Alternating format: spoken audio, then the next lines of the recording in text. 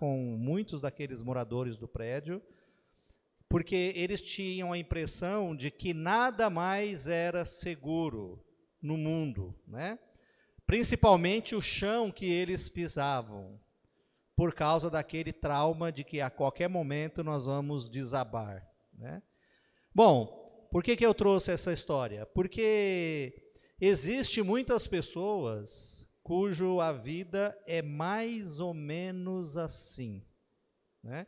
Como se estivesse em cima de uma cratera, como aquela que ia aumentando aos poucos e que de repente vai desabar tudo. Às vezes a gente para analisar a nossa vida espiritual e aí a gente enxerga um grande buraco. Isso normalmente acontece, né? Ou seja, chegamos à conclusão de que nós investimos tanto para organizar a nossa vida pública, né? Aquela que todo mundo enxerga, que todo mundo vê, mas que a nossa vida interior está ficando cada vez mais cheias de incertezas, cheias de angústias, cheias de mágoas, cheias de ansiedade, materialismo, enfim, parece que o ambiente, o espaço para uma relação profunda com Deus está bastante distante. Eu não sei se você em algum momento já se sentiu assim. Eu já me senti assim inúmeras vezes. Essa jornada de cristão, comecei com 20 anos de idade, estou com 58, né? Já fiz muita coisa errada na minha vida, tive acertos, tive erros, caí, levantei, e é uma jornada longa, né? Alguns aqui nem têm 38 anos de idade, né? E eu estou 38 anos nessa luta. E eu posso dizer para vocês com toda a certeza do mundo, tá? Essa jornada com Cristo muitas vezes nos leva a sentir assim, porque nós investimos tanto na nossa vida pública, naquilo que as pessoas veem, naquilo que aparece, e nós temos a tendência de investir muito pouco na nossa vida interior, naquele espaço onde nós mantemos comunhão com Deus. Ou talvez você nunca se sentiu assim, mas talvez você já conheceu algum irmão assim, né? Isso que eu estou dizendo até o momento está fazendo sentido para você? Me dá um feedback aí. O que você está entendendo do que eu estou dizendo, abrindo esse assunto?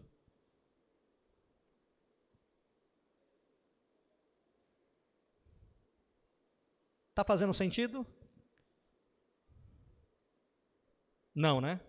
Tá, vou falar um pouco mais então.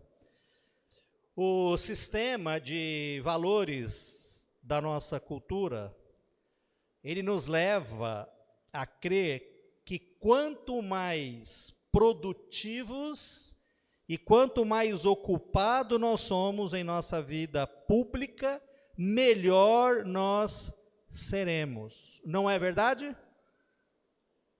Bom, achamos que quanto maior uma congregação local, nós acabamos acreditando que maior será as bênçãos. Nós achamos que quanto maior o volume de informação sobre a Bíblia, parece que nós estaremos mais perto de Deus. Talvez por isso a igreja investe tanto em cursos e aulas, e sabe? Mas muitas vezes isso não reflete na maturidade espiritual dos irmãos, muitas vezes não reflete no crescimento da igreja, pelo contrário, às vezes as igrejas estão diminuindo cada vez mais, né? Você olha para o Guanabara, não é Guanabara que a igreja está diminuindo, né? De quando eu vim aqui a primeira vez, em julho de 2023, para hoje, eu posso contar que a igreja diminuiu. E não é aqui, Em Arthur Nogueira, eu estive lá há pouco tempo atrás, me convidaram para dar aulas lá, eu fui lá, quando eu saí de lá, a igreja tinha mais de 50 membros, chegamos a ter 70, 60, né? E quando você olha para outras congregações, como Mojimirim, que já teve 40 pessoas, hoje tem 15, e quando você olha para o São Bernardo, em 2000 eu congreguei lá durante um ano, e quando você olha, você vê que as trocentas encontros e retiros e aulas e cursos, me parece que nem sempre tudo isso reflete no crescimento espiritual, nem quantitativo e nem qualitativo. Ou seja, talvez nós estejamos enfrentando um problema que o mundo enfrenta. E qual é o problema? O problema é que quanto mais ocupado nós estamos, parece que nós estamos melhor. Quanto mais conhecimento bíblico nós temos, parece que nós estamos mais próximos de Deus. Bom, irmãos, quem disse que isso não é uma verdade foi Paulo aos Coríntios, no capítulo 14, versículo 1, quando ele diz que o conhecimento incha de orgulho, mas o amor é que edifica. Ou seja, quanto mais nós conhecemos e menos fazemos, mais arrogantes nós nos tornamos. Seria muito melhor agir com o pouco que a gente tem, do que buscar um monte de conhecimentos, das quais só vai nos deixar cada vez mais bonitos por fora. As pessoas elogiarem, não é? Ou seja, o que acontece é que o sistema de valores dessa cultura nossa, e muitas vezes cultura religiosa que a gente adota, nos leva a pensar que quanto mais produtivos e ocupados nós estamos na nossa vida pública, melhor nós seremos, mais próximos de Deus nós estaremos, e com isso nós damos mais atenção à nossa performance, ao invés da nossa vida interior. Nossa vida interior. E olha, você sabe o que está no seu coração, como eu disse na mensagem. Eu não sei, mas você sabe. E Deus sabe. Quanto daquilo que nós fazemos realmente tem as motivações corretas, né? O que acontece no bastidores daquilo que a gente faz? Deus sabe, você sabe, e eu sei das que eu faço. E eu estou aqui não para dizer que está tudo errado. Eu estou aqui para dizer que se nós não damos atenção à nossa vida interior, então dificilmente nós vamos amadurecer e crescer. Se o foco da nossa vida espiritual for somente aquilo que aparece, a nossa performance, então nós teremos sérios problemas nos grandes momentos de dificuldade e que exigem um cristão maduro. Então eu reservei hoje, essa manhã, somente para a gente abrir o assunto, tá? Porque a aula vai falar sobre homem carnal e homem espiritual. E há uma diferença entre homem carnal e homem espiritual. E nós vamos falar sobre isso a partir da semana que vem, porque nós vamos falar sobre o homem carnal, e depois, na outra semana, nós vamos terminar essas 3 aulas falando sobre o que é o homem espiritual. E eu espero que a gente consiga entender muito bem essa diferença, e eu espero que essa aula nos leve a refletir melhor sobre a nossa caminhada com Cristo, para que a gente realmente cresça e desenvolva espiritualmente. Beleza? Agora, vamos lá, dá um feedback. Está fazendo mais sentido para onde nós vamos caminhar nessas 3 semanas? Alguém quer falar alguma coisa sobre isso?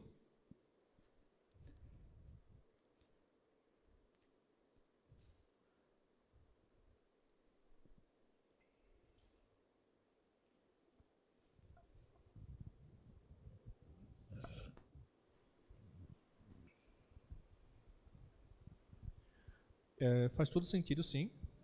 Uma coisa que a gente estava conversando muito no Ei Cristo, né, com alguns irmãos, existe esse problema, né, que você até assinalou e realmente é fato, de que parece que quanto mais algumas pessoas leem a Bíblia, mais problemas causam, né, mais trabalho dá, né, porque eu acredito que é mais porque entende errado a própria palavra de Deus do que a falta de maturidade, né, para a pessoa entender que tem textos ali que não devem ser entendidos ao pé da letra, ou até você não pode usar a Bíblia para começar a criar a sua própria doutrina, né?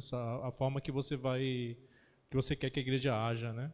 Então eu vejo muito isso, assim, a igreja, especialmente o Guanabara, precisa de maturidade, né, para entender o texto bíblico.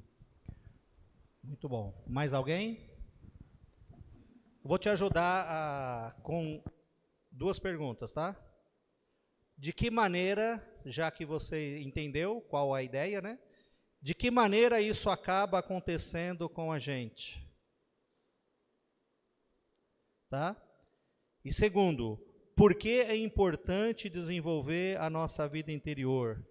Fé, relacionamento com Deus, né? Intimidade, né? Então, primeiro é como isso, tudo que eu falei, acontece com a gente, e aí você pode pensar aí pessoalmente, né? E por que é importante desenvolver a nossa vida interior?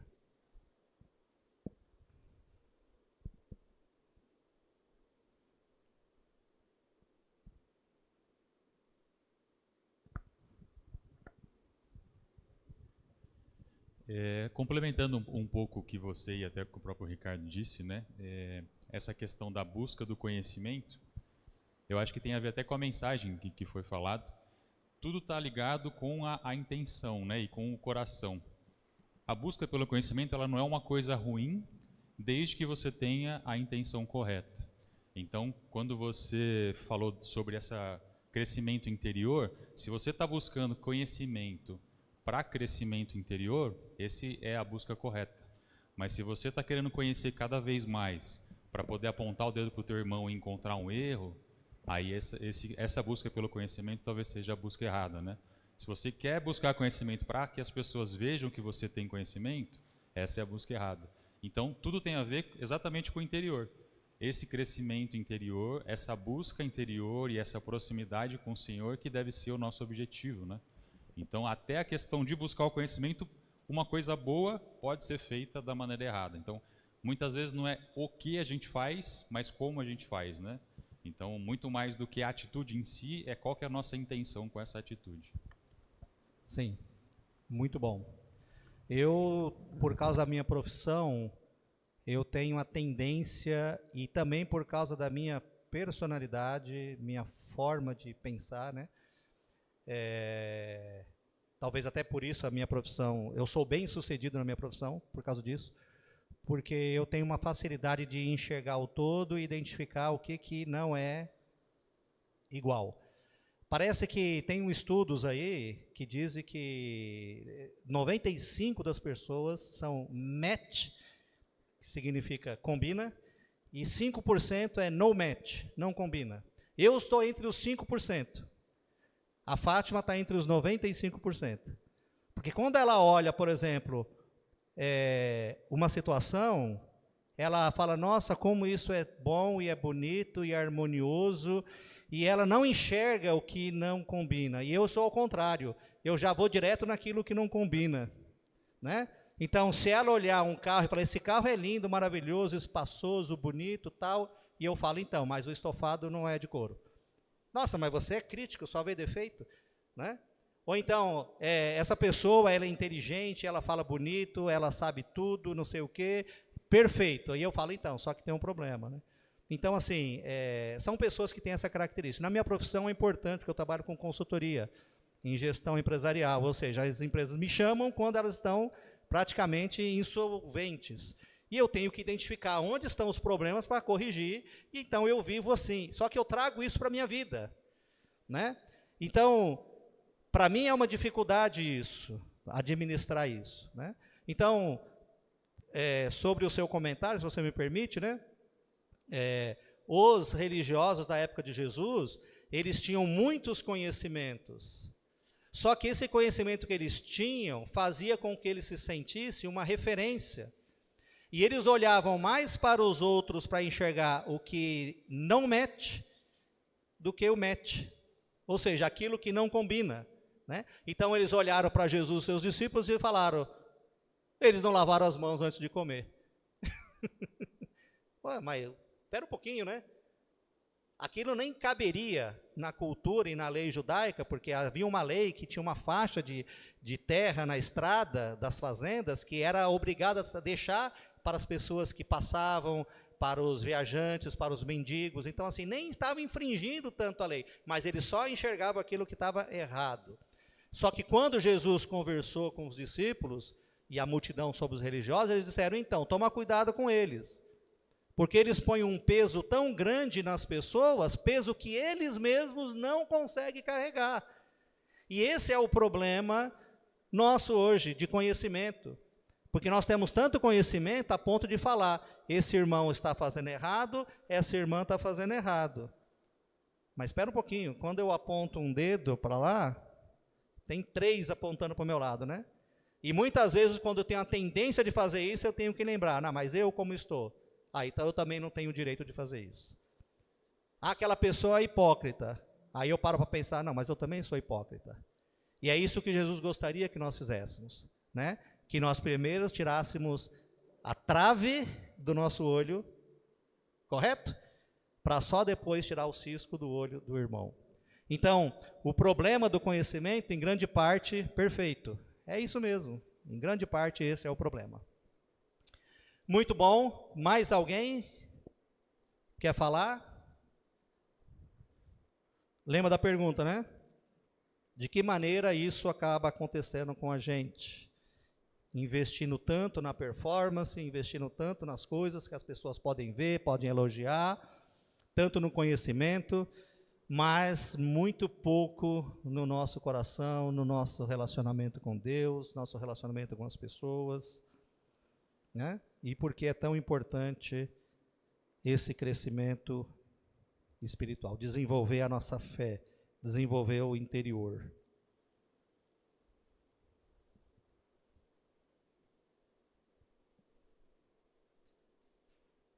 Posso avançar então? Então vamos lá. Embaixo dessa superfície, dessa carne, eu assisti uma série, chama Carbon alguma coisa, que as pessoas têm uma capa, o corpo chama capa, e aí eles tiram a consciência da pessoa, e aí você pode mudar de capa, e é você dentro de outra capa, né? E achei interessante a filosofia, né, atrás desse filme aí, porque realmente, né, por embaixo, por debaixo, né, dessa carne, dessa capa, né, atrás do que eu estou vendo de você, né, atrás daquilo que vocês estão vendo em mim, existe uma pessoa e um mundo interior que precisa ser cuidado, que precisa ser desenvolvido. E o motivo é justamente o que eu já havia dito aqui no início. Ou seja, é porque nós precisamos suportar as pressões que são exercidas sobre esta superfície. Ou seja, da nossa vida pública, da nossa performance, né? Como família, trabalho, dificuldades, não é? Não raro, às vezes, que você se decepciona com você mesmo. E você achou, eu achei que eu era mais forte do que isso. Eu achei que eu iria suportar essa decepção e sofrer em silêncio, mas eu explodi. Eu achei que eu ia conseguir lidar com esse sentimento de inveja e de ciúmes, mas eu acabei fazendo besteiras, né? Eu achei que eu tinha um autocontrole maior do que eu tive naquela circunstância, né? Ou seja, não raras vezes que a gente vê isso, não só na gente, mas também em outras pessoas, que as dificuldades, as pressões sobre esta carne, sobre o que é a superfície, né? Ela acaba não tendo o que resiste, que é aquele crescimento, aquela maturidade interior. Existem muitos livros palestras, cursos, que ensina e encoraja, por exemplo, o nosso trabalho, nossa agenda, nossa carreira, mas não há o mesmo empenho no que diz respeito ao nosso coração, não é verdade? Pouquíssimo. Ou seja, o nosso mundo público, aquele que é visto, ele tem muita coisa investida nele, para desenvolver, para crescer, mas o nosso mundo privado, o nosso mundo íntimo, não. Em Provérbios 23:7 diz assim: nós somos o que temos em nosso... Alguém lembra? Coração, exatamente. Nós somos o que nós temos no nosso coração. Por isso Jesus tratou tanto do coração das pessoas, enquanto a religião tratava da performance das pessoas. Por isso nós precisamos tomar o cuidado, irmãos, aqui no Guanabara, e muito cuidado, para que a gente não invista mais na performance dessa congregação do que no coração dos irmãos desta congregação. Porque nós somos aquilo que está no nosso coração, né? Eu não sei como você entende isso, o que o sábio está tentando dizer, mas eu vejo que, independente dos motivos, das motivações, nós temos uma vida que parece, mas nem sempre é aquilo que nós mostramos. Às vezes nós queremos ser e parecer bem espirituais, quando na verdade nós ainda não somos tão espirituais. Nós não temos tudo aquilo que nós gostaríamos de ser. Ou seja, é um dilema. É um dilema em ser um homem espiritual ou um homem carnal. Esse é o nosso tema dessas 3 semanas, e eu gostaria de tratar desse assunto a partir da semana que vem, tá bom? Hoje eu quero abrir o espaço para que a gente consiga tratar disso, tá bom? Não que eu seja um modelo de maturidade, algumas áreas eu amadureci, outras eu preciso amadurecer bastante ainda, como discípulo de Jesus, vivendo em comunhão com Ele, com os outros discípulos, mas eu queria compartilhar com vocês de forma bem profunda, e eu espero que você esteja aberto para isso, tá bom? Tratar de forma bem profunda e também tratar de forma bem prática sobre esse assunto, tá bom? Veja o que Paulo disse sobre isso depois que o nosso irmão Roberto falar, tá bom? Fique à vontade. Você tem alguma dica para dar para a gente em relação ao nosso coração? Que muitas vezes você contraria seu coração por uma coisa que você poderia falar sim e às vezes falar não, ou vice-versa, sabe? E eu gostaria, se tivesse alguma dica para... Muito obrigado. Sim, tenho. Semana que vem e na outra. Beleza?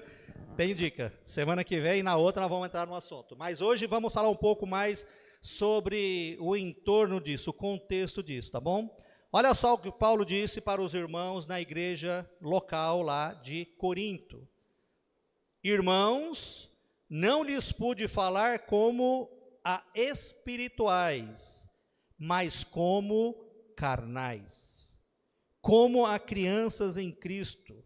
Dei-lhes leite e não alimento sólido, pois vocês não estavam em condições de recebê-lo. De fato, vocês ainda não estão em condições, porque ainda são carnais. Porque visto que há inveja e divisões entre vocês, não estão sendo carnais e agindo como mundanos. Bom, ele estava falando com quem? Com a igreja, falando para irmãos e provocando aqui uma forma de pensar que provavelmente deve ter chocado eles, E talvez isso também venha nos chocar, se você ainda não parou para refletir sobre isso. Eles eram irmãos? Sim. Eram salvos? Sim. Tinham a vida eterna? Sim. Porém, alguns eram carnais e outros eram espirituais. Porque ele estava falando para os irmãos da igreja de Corinto. Ou seja, há uma distinção entre irmãos carnais e irmãos espirituais. Será que há alguma possibilidade da igreja aqui no Guarabara, entre nós, termos irmãos carnais e irmãos espirituais? Ou nós estamos longe disso? Porque se esse for só um problema de Corinto, aí eu vou ter que pedir para o Valmir dar um jeito na aula dominical, porque não vai servir para nós, tá bom? Essa aula só serve para nós se nós entendermos que há cristãos carnais e cristãos espirituais. Porque eu quero traçar exatamente a diferença entre carnal e espiritual para que a gente consiga enxergar onde nós estamos e ter oportunidade de crescer. Beleza? Por que ele estava falando isso? Bom, vamos ver mais detalhes sobre isso, tá bom? Mais importante para eles eram falar, por exemplo, idiomas diferentes e demonstrar o poder de Deus através do Espírito Santo na vida deles, do que propriamente a mensagem. Não é? Quem já leu Corinto aqui sabe disso. Paulo chegou a proibir, olha só, hein? A ação do Espírito Santo na vida de um cristão sendo proibida por um apóstolo. Ele disse, se você falar num idioma que ninguém entende, é melhor você ficar calado. Se tiver alguém para interpretar, aí você fala. Mas se não tiver ninguém para interpretar, é melhor você ficar calado. Por quê? Porque você não está edificando a igreja.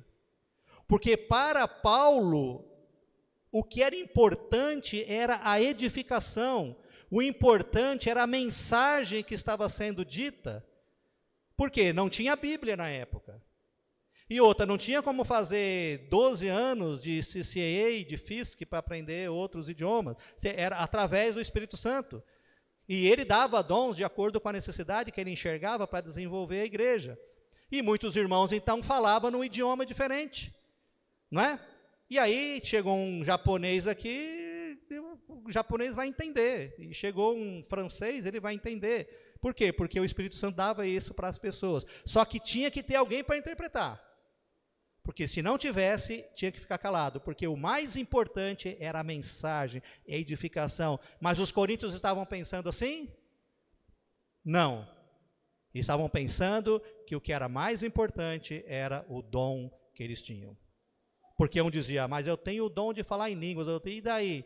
Grande coisa, você não pode nem falar no culto se eu não estiver interpretando, porque eu tenho o dom de interpretar. E eu dizia, mas o que é isso? Eu consigo ressuscitar um morto. Morreu seu pai e sua mãe, você não pode fazer nada, mas eu consigo ressuscitar um morto. Eu dizia, mas o que é isso? Eu consigo transformar as coisas de forma diferente, eu consigo. E aí tinha uma disputa entre eles sobre quem era mais importante, né? Ou seja, eles davam mais valor para a performance, para aquilo que está por fora, aquilo que as pessoas viam, do que propriamente para a mensagem, né? Então, capítulo 12, versículo 7 a 10. A cada um, porém, é dada a manifestação do Espírito, visando ao bem comum pelo Espírito. A um é dada a palavra de sabedoria, o outro palavra de conhecimento, pelo mesmo Espírito. A outro fé, pelo mesmo Espírito. A outro dons de cura, pelo único Espírito. A outro poder de operar milagres. A outro profecia. A outro discernimento de espíritos. A outro variedade de línguas. E ainda a outro a interpretação das línguas, né? E cada um era dado para o bem comum. Tudo isso era dado para que a igreja ficasse bem, mas eles estavam causando uma divisão na igreja por causa disso, né? Bom, será que esse tipo de coisa acontece na igreja do nosso Senhor Jesus Cristo hoje, ou aconteceu só em Corinto? Será que as pessoas estão mais preocupadas com o evento do que com o relacionamento entre as pessoas que estão produzindo o evento? Será que as pessoas estão mais preocupadas em ler a Bíblia, estudar e ensinar do que propriamente com a vida da pessoa que está aprendendo e desenvolvendo? Será que esse tipo de problema acontece nos dias de hoje ou somente acontece lá? Bom, Paulo disse que no caso deles, ele não pôde falar como se estivesse falando com homens espirituais. Ele teve que ajustar a mensagem dele como se estivesse falando com homens carnais. Ou seja, pessoas que agiam como crianças em Cristo, porque os valores da carne tomou conta da vida deles. Eles gostavam do poder e da influência, mais do que com a vida das pessoas. E Paulo não deixou nenhuma dúvida que reconhecia isso pelas atitudes deles, e chamou eles de imaturo, dizendo que como uma mãe deu leite para beberem, ou seja, alimentando com princípios elementares da fé. Paulo tinha muita coisa para ensinar para a igreja. Eles tinham muita coisa para desenvolver e servir a Deus no propósito que Deus tinha dado para eles e para a igreja. Mas Paulo não podia tratar disso. Ele não podia. Por quê? Porque eles eram imaturos. Eles eram carnais. Eles não eram espirituais. Ou seja, quantas coisas Deus quer realizar em Campinas, através do seu povo, por exemplo. E quantas coisas poderia estar sendo tratado e lidado com a igreja, por exemplo. Mas às vezes não dá. Por quê? Porque a igreja é imatura. Aí você tem que tratar dos princípios elementares. Sabe? Água com açúcar. Coisas que já deveriam ser mestres pelo tempo decorrido, como diz Hebreus capítulo 5, mas ainda é necessário tratar de coisas simples, né? Em vez de se comportarem como pessoas governadas pelo Espírito, ficou ruim aí a palavra em grego, né? Mas está aqui, né? Mais ou menos assim que lê. Paulo acusou os coríntios de se comportarem como quem é governado pela carne, né? Pela carne. Ou seja, ele não poderia. Provavelmente eles se ofenderam aí com essa acusação. Por quê? Porque sempre há pessoas que se sentem sábios, conhecedores da palavra de Deus, pessoas que se julgam espirituais, mas Paulo apresentou argumentos fortes. Paulo apresentou para eles argumentos e evidência de imaturidade entre eles, e era a atitude que era visto por todos como ciúmes, que ele falou no texto, e contenda entre eles. Ou seja, atitudes pecaminosas. Paulo disse, mas vocês são carnais, e olha só a evidência disso, os ciúmes que há entre vocês, e, o que mais que ele falou? As contendas que há entre vocês. Quando nós vemos contendas entre irmãos, não é um sinal de imaturidade? É um sinal de imaturidade. Quando os irmãos não conseguem viver em harmonia, quando os irmãos não têm prazer em estar com o outro, de olhar no olho do outro e dizer, o que eu posso fazer para tornar a sua vida melhor? O que você precisa de mim? Nós estamos juntos nessa jornada, moramos na mesma cidade, temos um mundo para ganhar, eu tenho minhas dificuldades. Quando a igreja não consegue viver em unidade, mas elas estão destoando panelinhas, tem uma panelinha que vai para um lado, aí tem outra panelinha que vai para o outro, e aí essa daqui não gosta daquela, sabe? O que isso demonstra? Imaturidade. Imaturidade. É isso que aconteceu com eles lá, imaturos, e ciúmes também, porque havia muitos ciúmes, né? Então, Paulo deixou claro, né? E ele pediu então para que eles dessem um passo para trás e olhassem para isso. Ele pediu que dessem um passo para trás e julgassem por si mesmos. não estão sendo carnais, agindo como mundanos. Ele nem precisou argumentar muito. Basta que os irmãos de Corinto pudessem olhar para a vida deles, olhar para a conduta deles, e eles mesmos já perceberiam que eles estão sendo mundanos e agindo de acordo com a carne. Enfim, a minha ideia era abrir esse assunto hoje para a gente entender qual é o sentido do tema que vai ser tratado nas próximas 2 semanas. Nós vamos falar mais sobre isso.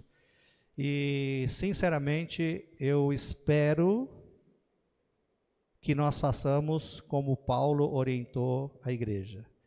Que nós analisemos as nossas vidas em Cristo Jesus e que a gente veja onde nós precisamos crescer.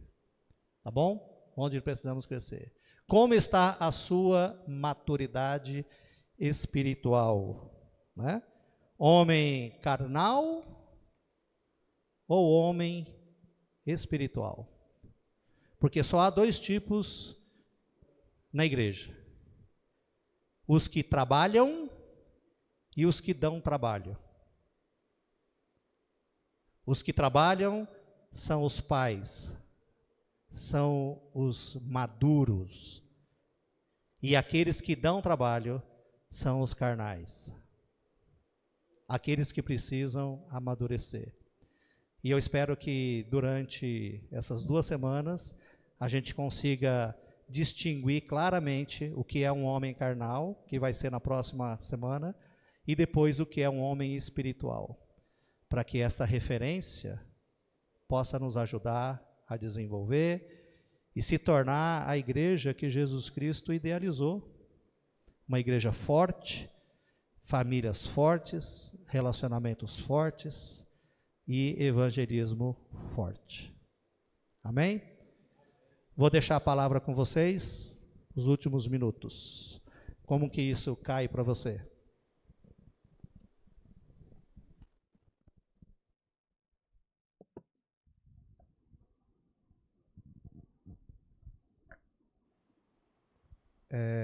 Eu fiquei com uma dúvida em questão aos dons, né, quando foi falado lá em cima, porque, pelo meu entendimento, quando o dom de línguas foi dado, as pessoas escutavam na sua língua materna. Por que fala ali sobre o dom de línguas? Quando o pessoal recebeu esse dom de línguas, as pessoas que ouviam na sua língua materna, certo? E por que tem o dom do intérprete, então? Então, vamos lá, para a gente não ficar muito nessa dúvida doutrinária, inclusive os grupos pequenos têm aulas, né, sobre o Espírito Santo, e acho que lá pode ser desenvolvido melhor esse tema, com mais tempo, né? Mas o idioma que foi falado em Atos capítulo 2, que cada um ouvia na sua própria língua materna, foi diferente, porque ali foi o batismo com o Espírito Santo. Ocorreu 2 vezes na história da humanidade o batismo com o Espírito Santo, certo? Que foi no dia de Pentecoste, quando ele abriu o reino para os judeus, e naquela ocasião estava cumprindo mais de 300 profecias sobre Jesus Cristo e dezenas de profecias do Velho Testamento, começado em Daniel capítulo 2, Isaías capítulo 2, 1 e 2, Joel capítulo 2, versículo 28 a 32, Mateus 17, Lucas 24, Lucas 23, João capítulo 3, vários textos indicavam aquele momento, e naquele momento o Espírito Santo viria com poder, e o poder foi esse: cada um pôde ouvir na sua própria língua materna, tinha pelo menos 17 nações lá, e ali foi a introdução do reino para os judeus. E durante muito tempo o reino ficou somente para os judeus. Depois aconteceu de novo lá em Atos capítulo 10, 44, na casa de Cornélio, aonde também eles começaram a falar em idiomas, e o texto diz que Pedro, quando foi falar para os irmãos, falou assim: eles Nós ouvimos eles falar das maravilhas de Deus, e eles eram judeus. Então, assim, eles também ouviram, cada um no seu próprio idioma. Mas isso aconteceu somente 2 vezes, tá bom? Não houve mais. Pelo menos em Efésios capítulo 4, versículo 4 a 6, diz que há um só Deus e há um só batismo. E o batismo é o batismo de Jesus Cristo, não é o batismo com o Espírito Santo, que ocorreu 2 vezes, e nem o batismo de João Batista, beleza? Então isso já acabou. Tirando isso, o Espírito Santo ainda tinha ações na vida de cristãos, que ele mesmo escolhia, não era a pessoa, o Espírito Santo escolhia espontaneamente, de acordo com o propósito dele. E quais eram os propósitos? Confirmar a palavra, segundo, dar testemunho da pessoa, para ter credibilidade, né? Chega alguém hoje e fala assim, você tem que mudar a sua vida e fazer isso, isso e isso. Aí ela vai lá e ressuscita um cara que está 4 dias morto. Bom, aí eu vou acreditar. Senão eu não vou acreditar, mas agora eu acredito. Então eu precisava confirmar a palavra, dar testemunho. E terceiro, o bem comum. É como Deus organizou a igreja dele. E aí nessa organização, no bem comum, na expansão do evangelho sem Bíblia, é que o Espírito Santo deu poder para algumas pessoas falarem em outros idiomas sem precisar estudar. Mas aí ele também dava o dom para outras pessoas interpretar o que estava sendo dito, que às vezes a pessoa falava, mas ela não sabia o que estava falando, tá bom? Está lá no livro de Carta aos Coríntios. Beleza? Depois a gente pode falar mais, e nos grupos é um bom lugar para tirar essas dúvidas também, tá bom?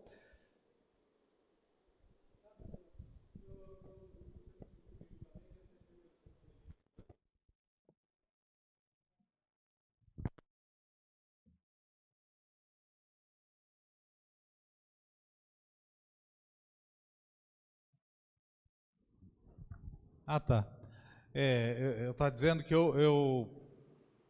quando eu vi esse texto, né, eu sabendo sobre os dons milagrosos do Espírito Santo naquela fase, né, e que seria essa interpretação de línguas, nós estamos evangelizando. De repente a gente se depara com um árabe, que a gente não sabe falar árabe. O Espírito Santo nos dava a condição de interpretar a língua que aquela pessoa estava falando para poder evangelizar naquela situação também. Muito bom, aproveita e está com a palavra, fica de pé, faz uma oração para nós encerrarmos, já deu o nosso tempo. Questões doutrinárias dessa, aproveita os grupos pequenos, tratem lá, tá bom? E vamos, nas próximas 2 aulas, falar sobre nosso crescimento espiritual. Tá bom? Muito obrigado pelo tempo, que Deus abençoe. Oremos. Senhor Deus, Pai amado e bendito, glorificado seja o teu nome, meu Deus. Santo, santo é o Senhor. Meu Pai, muito obrigado, meu Deus, por esse primeiro dia da semana, onde nós tivemos oportunidade como igreja de cultuar o teu poderoso nome, Senhor. Pai, recebe o nosso culto como o Senhor recebeu, com aroma suave e agradável, meu Deus. Nos ajuda, meu Pai, a caminharmos juntos para a maturidade, meu Deus.